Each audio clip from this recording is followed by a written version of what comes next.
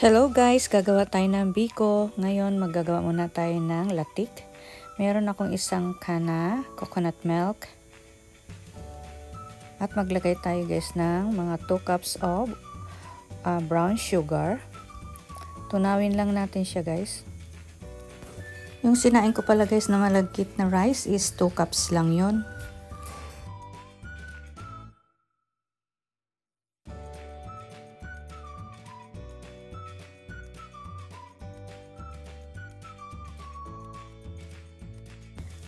Ganito na guys yung ating hinahanap na consistency.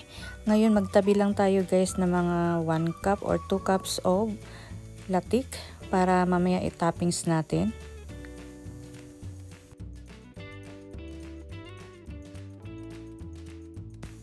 Now ihalo na natin guys yung ating malagkit na kanin na sinaing.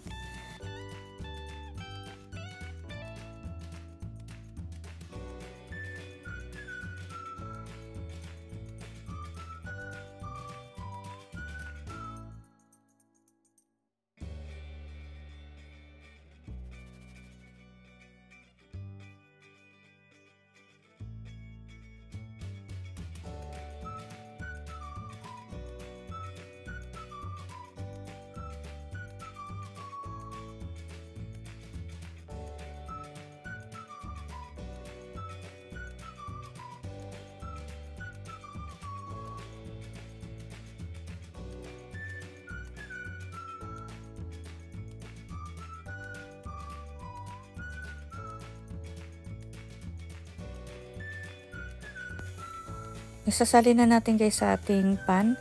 Kung mapansin nyo guys, may mga kanin yung pan ko kasi ganina na isalin ko na hindi ko pa pala naihalo yung latik. Hindi siya guys marumi. Kanin lang din yun.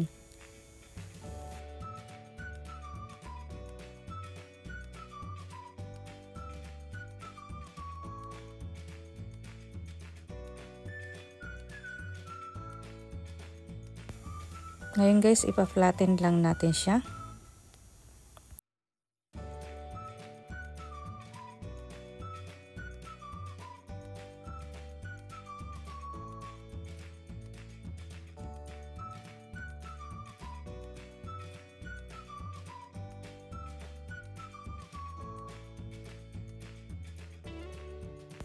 At ihalo na natin guys yung latik na natira.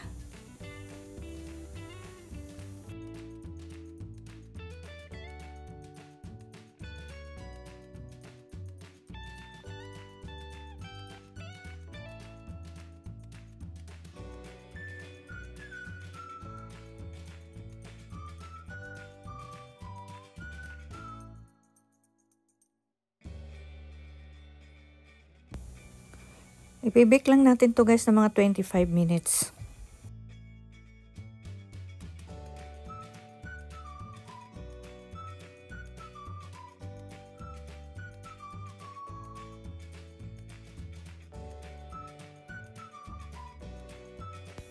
After 25 minutes guys, alisin na natin sa ating oven. Ito na guys ang ating biko.